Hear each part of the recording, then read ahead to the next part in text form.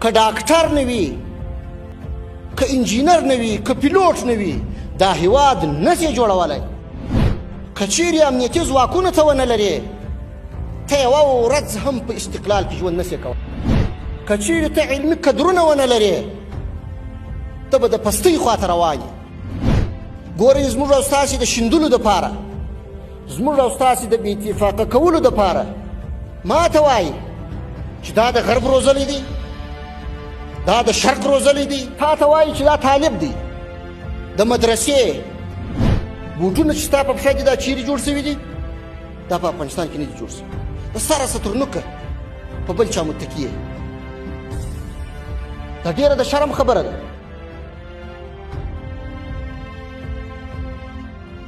ګورئ، زموږ او ستاسې د شیندلو دپاره، زموږ او ستاسې د بې اتفاقه کولو دپاره لسیزې هڅې شوي دي. لسیزې هم شرقیانو خپل وس ټول تمام کړی دی په دې کې چې څنګه افغانان خصوصا علمي برخه دا سره وشیندي، مختلف افکار پکې را وارد کړي، ذهنونه یې وربدل کړي.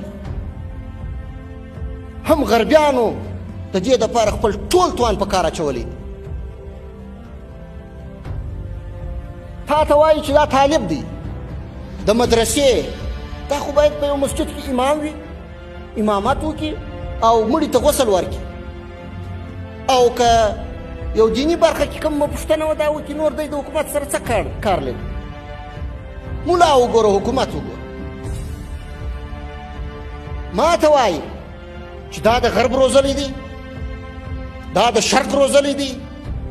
هیڅکله دا ستا هغه عقیده او ایمان چې ته لرې د هغه سره په څنګ کې نشي در سره تللی، هیڅکله ستا سره فکر نشي یو کېدلی.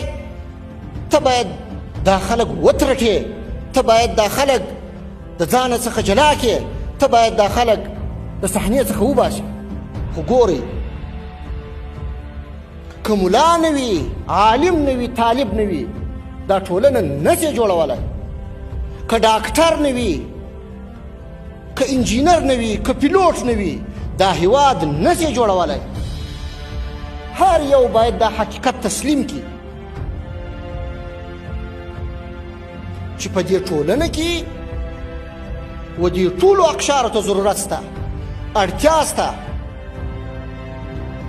که چیرې یو دیني عالم وجود ونه لري، ستا هغه مقصد چې د څه دپاره ته پیدا سوی، هغه لار ته بیا نسي پیدا کولی، ته به بیا پر بله لار روان یې.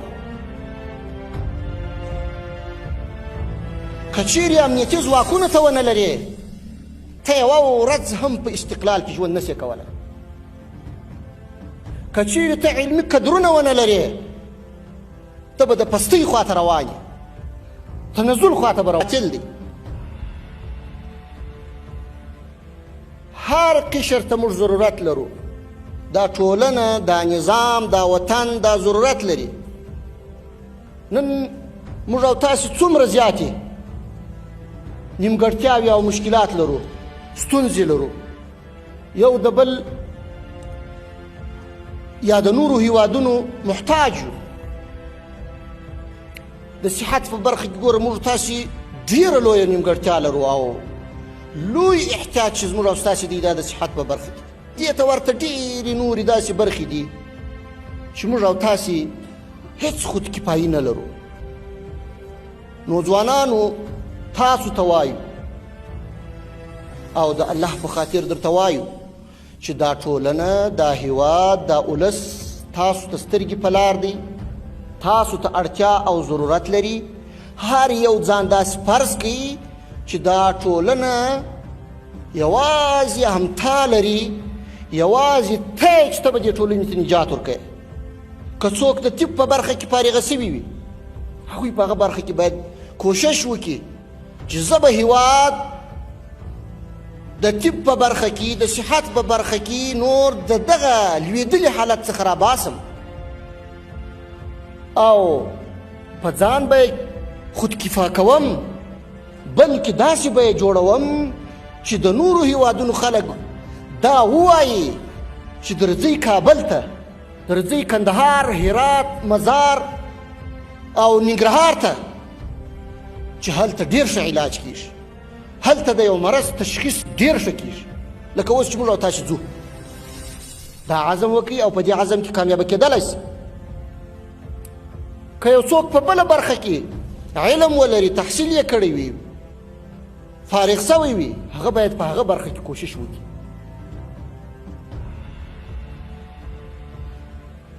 نه په امنیتي برخه کې، نه په اقتصادي برخه کې نور باید موږ تاسې بل چا ته اړتیا ولرو.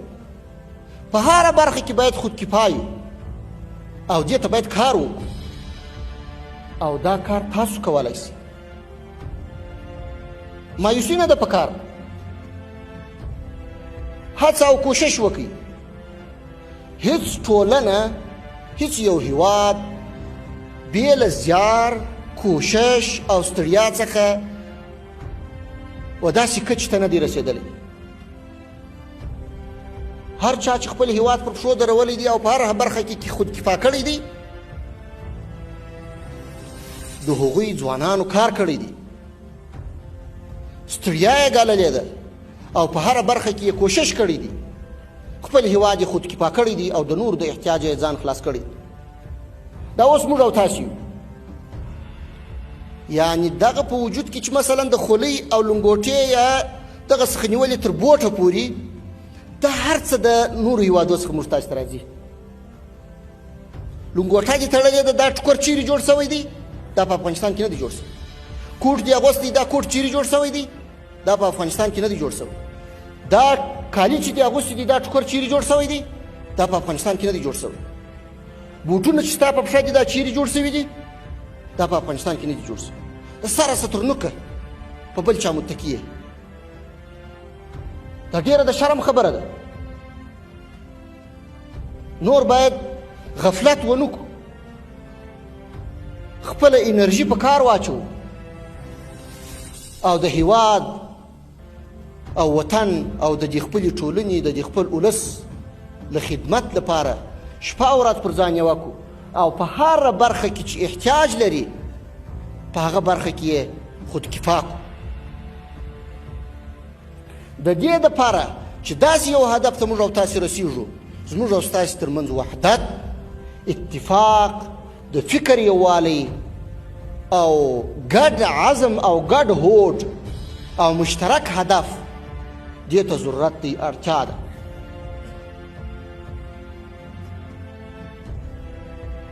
خلاصه دا ده چې یو بل به منو، یو د بل سره به مینه او محبت کوو، یو د بل قدر به کوو او هر ټولنه، هر قشر دا به د دې ټول هیواد لپاره لازم او ضروري بولو او د خدماتو ستاینه به یې کوو، یو بل ته به مشوره ورکوو. بیا کولی سو چې پرمختګ وکړو او هغه اهداف یا هغه څه چې ما مخکې بیان کړه هغه ته په متفق ډول په د یو واحد نظام تر چتر لاندې د یو متحد فکر په رڼا کې هغه هدف ته موږ او تاسې ورسېږو.